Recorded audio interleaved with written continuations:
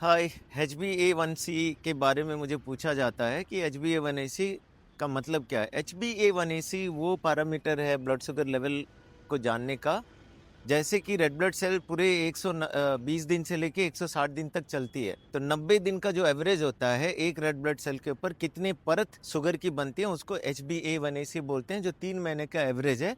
और इसको एक रिलायबल मार्कर की तरह माना जाता है डायबिटीज कंट्रोल पे। अब HbA1c जिसकी भी 5.6 के करीब है उसको हम नॉर्मल मानते हैं, लेकिन 5.7 से 6.4 हो तो प्री डायबिटिक मानते हैं, और जब 6.5 हो जाए और 6.5 पार हो जाए तो हम डायबिटीज मानते हैं। अब आते हैं क्वेश्चन, क्या HbA1c इतना रिलायबल है कि हम इसके ऊपर रिलाई करें? नहीं।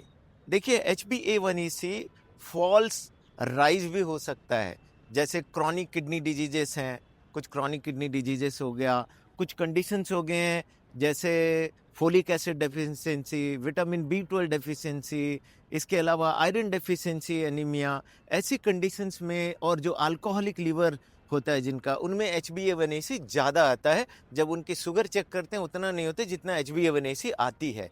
बाकी कंडीशंस है जिसमें HbA1c लो दिखाता है और उनकी शुगर जब चेक करते हैं वो ज़्यादा आता है बट HbA1c लो आती है। वो कंडीशंस हैं जैसे कुछ क्रॉनिक किडनी डिजीज़ हो गया, कुछ ऐसे कंडीशंस हैं जैसे haemolytic anaemia, sickle cell anaemia, hereditary spherocytosis जहाँ हिमोलाइसिस होती हो, और कभी-कभी एरिथ्रोपॉइटिन जहाँ पे यूज होता हो, जिसकी ब्लड लॉस हो गया या ब्लड ट्रांसफ्यूजन हो गई हो, उनमें बहुत कम HbA1c शो होती है।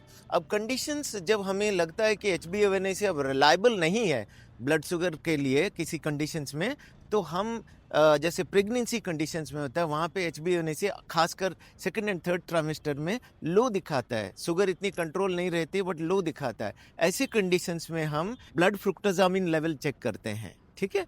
तो fasting blood sugar, post prandial blood sugar, random blood sugar, continuous glucose monitoring, screening करते हैं, मॉनिटरिंग करते हैं। ऐसे सिचुएशन में ये टेस्ट किया जाता है ताकि एक अंदाजा लगे कि HbA1c और शुगर में कंट्रोल कितना है। आई होप आपको समझ में आ गया हो।